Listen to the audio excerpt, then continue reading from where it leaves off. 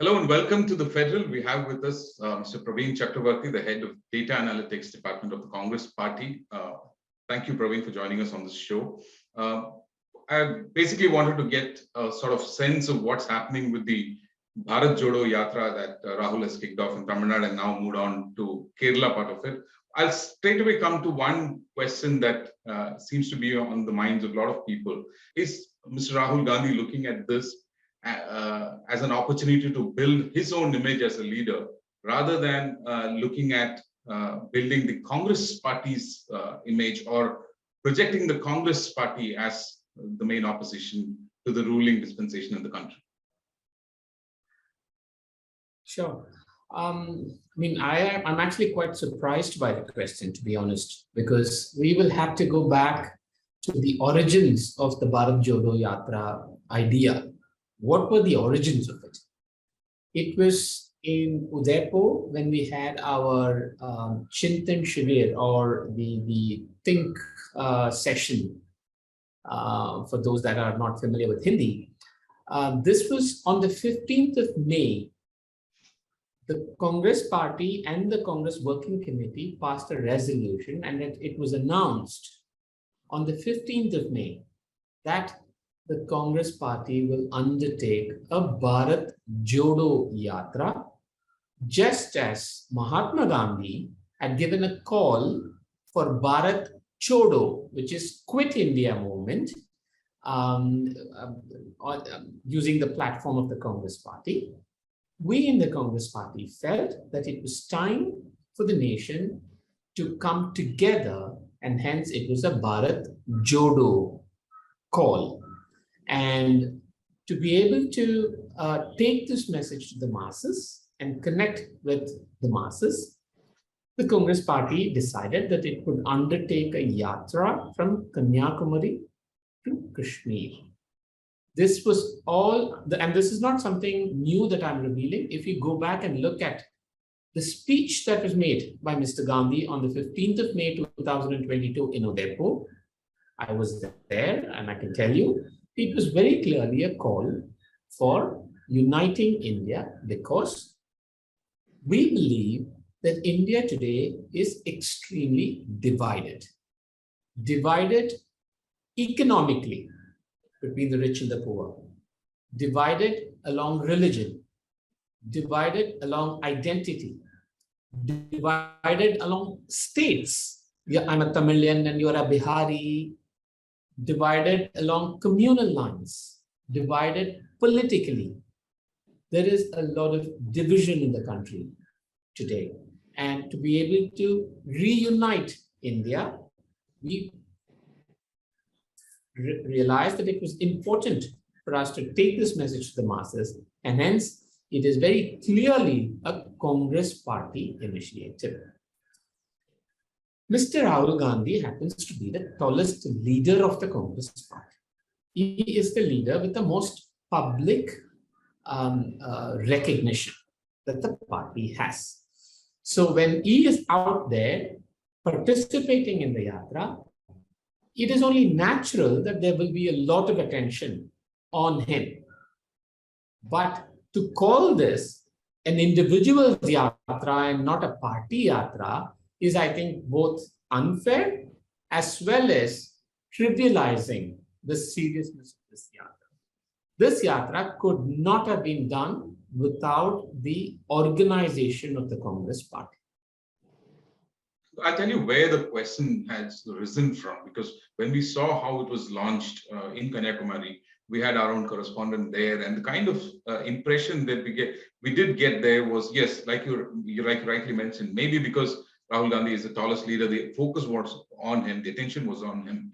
But what about the other leaders, the tall Tamil Nadu leaders? We did not get a sense that they were walking along, or they were there wasn't a major rally. There wasn't any, like you would see in any of the major yatras in the past, in the political history of India. These yatras were dotted with a lot of rallies where, the party spokesperson, they addressed public, and that we didn't see that happening. It was just a walk with Rahul Gandhi interacting with people. That is where the sense, and the tallest leaders, regional leaders, were sort of taking a backseat. So that is what probably gave the impression, and that is why this discussion had come up, that probably this is something that Mr. Rahul Gandhi is looking at to sort of enhance his own image and project himself as a leader beyond just the Congress.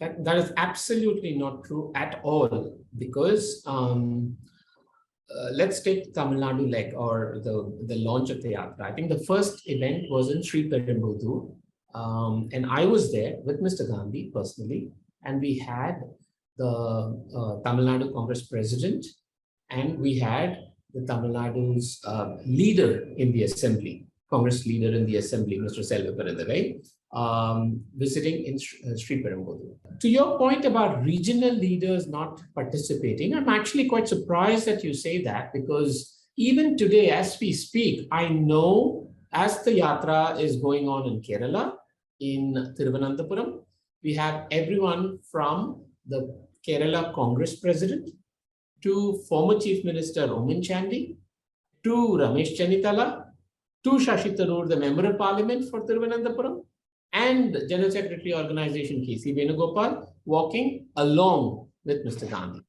If anything, it may sound a bit controversial, but if anything, I would actually argue that we need more ordinary people and workers from the party, not just the leaders, contrary to what you seem to be suggesting. Right. No, it was just an observation. I wasn't suggesting it, but Sure. there was this feeling that he was, he was sort of, there was no regional participation, but you have clarified that point, so I'm not harping much on that. But the second question that that came to mind while observing this was that there is a sense. Please correct me if I'm wrong. There is a sense that we're getting that this issue, the issue of integrity, the issue of bringing India together, seems to be a very broad outlook on what's happening. Whereas the ruling dispensation, whereas the BJP seems to be looking at electoral progress, electoral victory at a very micro level, at a booth level management system. So is the real sort of competition lost on the Congress party, in the sense that where there is a Bharat Jodo Yatra, which is looking at the broader aspect, whereas the rival that Congress is looking at, which is the ruling dispensation, which is the BJP, is looking at a very micro level to sort of get things done? See, I think one of the lament that I have about a media narrative of Indian politics today is almost everything is being viewed through the prism of elections. I think for the first time in my memory, Indian media starts to report municipal elections and local body elections and by-elections, and almost everything as the prism by which we have to view Indian politics. Elections are an outcome of certain factors. I completely understand that election management and what you call micromanagement of elections is an important part. But even before that, what is our politics? What do we stand for? Why should people vote for the Congress party? Or why should people not vote for the BJP? That has to be very clear. And it is not our intention to connect the Bharat Jodo Yatra with electoral outcomes or elections. Don't get me wrong, not for a moment am I saying elections are not important. In fact, they're very, very important. But everything about politics is not about elections. I think we have to take a step back and first ask ourselves the question, why should the average Indian vote against the BJP and for the Congress party or any other opposition party? What is the message? Why should they do that? It is only after that we get into the micro election management details of, oh, who are these people? How do we bring them out to vote? Famously called get out the vote, booth management, how many voters are there, who is responsible for getting these people out, all of that. But that comes after. First, we have to understand and ask ourselves the question, why should people vote against the BJP and vote for the Congress party or the opposition? And that is the message we hope to take away. All right, but this message, the difficulty in getting this message across as one major party which is trying to send across this message, which is, for example, what happened in Tamil Nadu when the Bharat Jodo Yatra was being launched, where the left is sort of supporting the Congress. When it moves into Kerala, the left is one of the main oppositions, or is the main opposition. And the kind of comments that we see that's coming out of Kerala, where they're calling this a container yatra, and a whole lot of things like that. Doesn't that sort of send across a message that this party is not able to hold this view together, and it's not BJP versus parties that are coming together, in a like-minded sense? No. I think this yatra is aimed at connecting with the people of India and taking the message to the people of India. It is not about taking this message to opposition parties or other political parties. The purpose of this yatra is to take the message to the people of India and to connect with the people of India. Those parties in those geographies that can resonate with this message and want to join, they're most welcome to join. In states or geographies where they do not want to join, they are free to not join. But I don't think that is our primary concern. Our primary concern is about taking the message to the people of India. If this can resonate with the people, then political parties will automatically behave the way people want them to. But he is meeting, right? He's meeting religious leaders. One of those clips went viral on the second day, where he was seen discussing about Jesus Christ. So he is meeting people, he's meeting leaders. So somewhere the endeavor will also be in stitching together differences, right? Which is political leadership, which is religious leadership, or which is community leadership.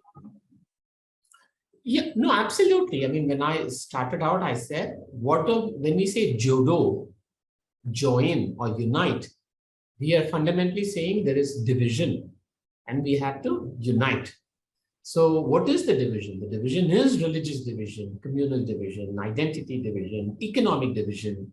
So it is not just, I mean, thanks to the BJP's vast propaganda machinery, one clip may go viral, but he is meeting, hundreds and hundreds of people.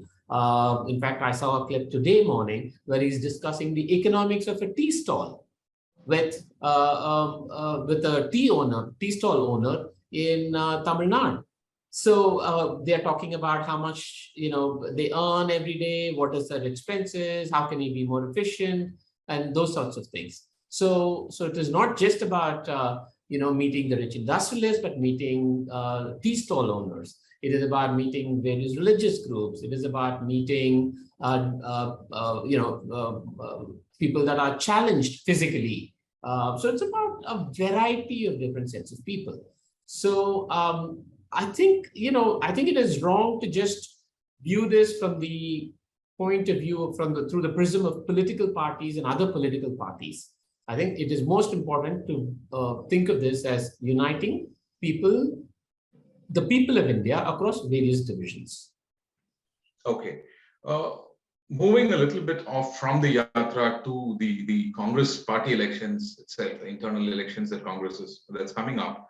Rahul Gandhi, on one side, like you said, he is the tallest leader.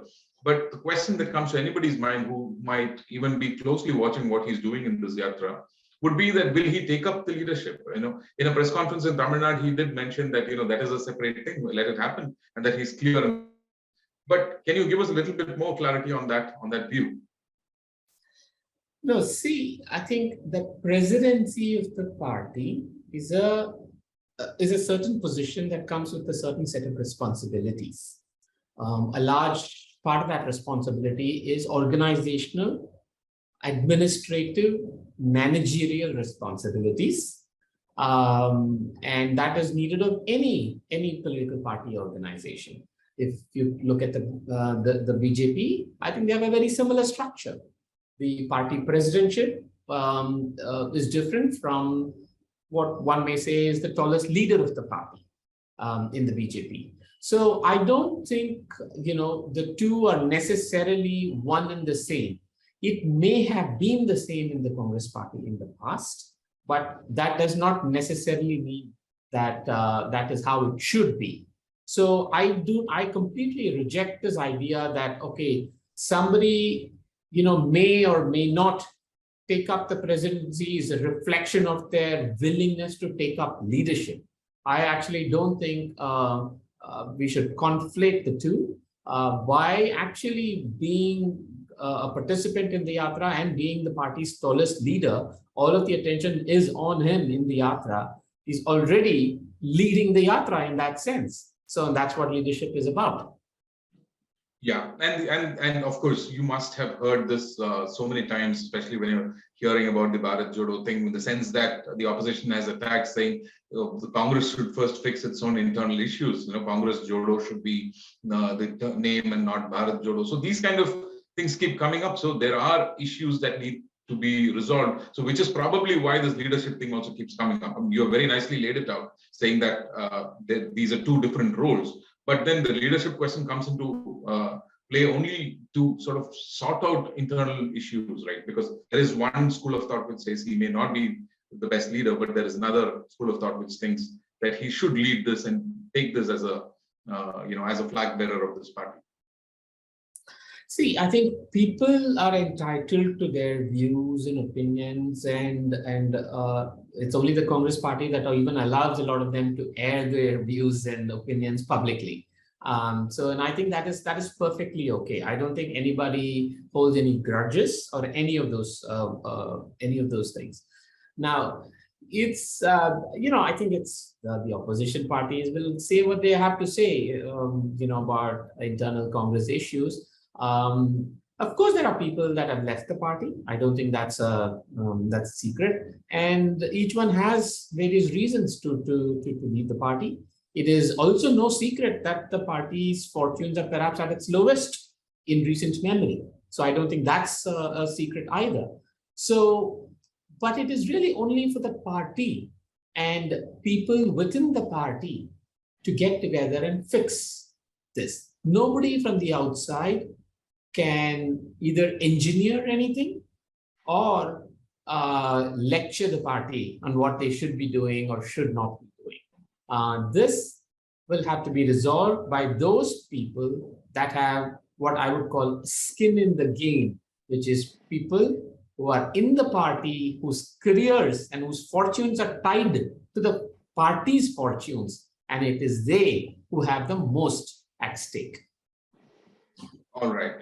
Quickly circling back to the Bharat Jodo Yatra, the selection of states that will be covered in the 148 days, what does it really tell us?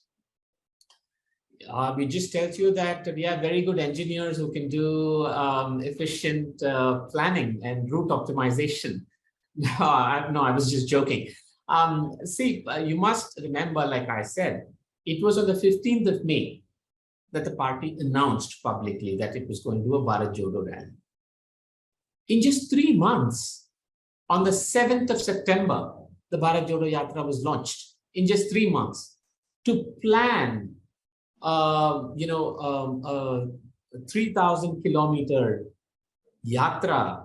India is not a small country, as you know. From Kanyakumari to Kashmir in 156 days calls for an enormous effort.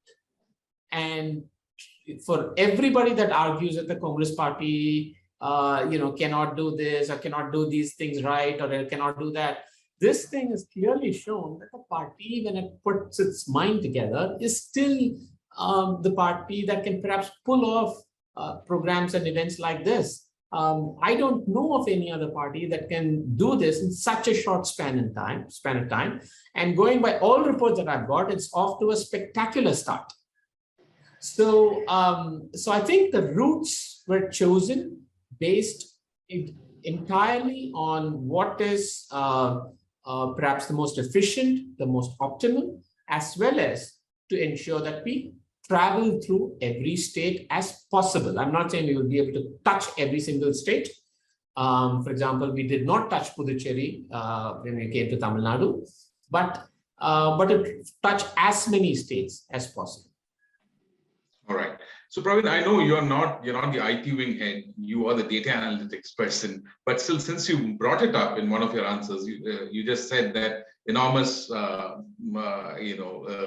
the focus of the social media that brought that one clip into picture. I know you're not the IT wing head for Congress, but still, I just want, out of curiosity, why is it the Congress is not able to do the same thing? The kind of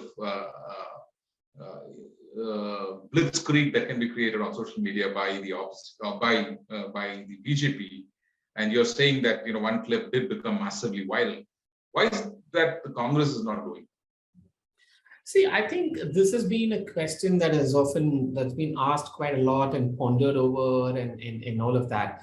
I think first and foremost, we must recognize that these things call for an enormous amount of resources and people and machinery. I think it's almost like, I hear many people say, why don't you make this video go viral? As if it's just a click of a button and then, it can just go viral. It takes an enormous amount of resources and people to be able to do that. And it is no secret that there is a complete monopoly on the resources that are available to political parties. Almost all resources, more than 90% of resources go to just one party. That's number one. Number two, and I don't mean that as an excuse, I mean that as an actual fact. And number two is, I think it must be acknowledged that the Congress party was late to the game of understanding the importance of technology, social media, innovation. This has been going on with the BJP for more than a decade, whereas I think for the Congress party, it is just about 5 years or so where there is importance that's been paid to this. So it is not a question of whether the party knows how to do it. Of course, the party knows how to do it. It's no rocket science. It absolutely knows how to do it. It takes vast amount of resources, money to build that machine. And that is a huge challenge. But I will tell you from what I've seen, I think the party is closing that gap very, very fast. All right. Just one final question, Praveen. You said this is not keeping elections in mind, but how do you sort of gauge the success or the failure of a yatra like this if it's not about converting it into an electoral result? That's a very good question. And I, as an empirical scientist, as a data person, will always rely on measuring through people's opinion, people's awareness levels. So as we speak, and I've not said this publicly, but I can tell you, as we speak, I'm running a survey in Tamil Nadu to find out how many people are even aware of this yatra. What do people think of this yatra? What is the feeling about this yatra? I think those sorts of qualitative opinions and judgments. I think that's more important before we can start to translate them into electoral verdicts and outcomes. All right, that's interesting. We'll wait for the results of that survey if you can share it with us sometime. I'm not sure if it's going to be made public, but yes. All right. All right. Thank you so much for your time, Praveen. Thanks a lot. As always, very interesting talking to you. Thank you. Thank you.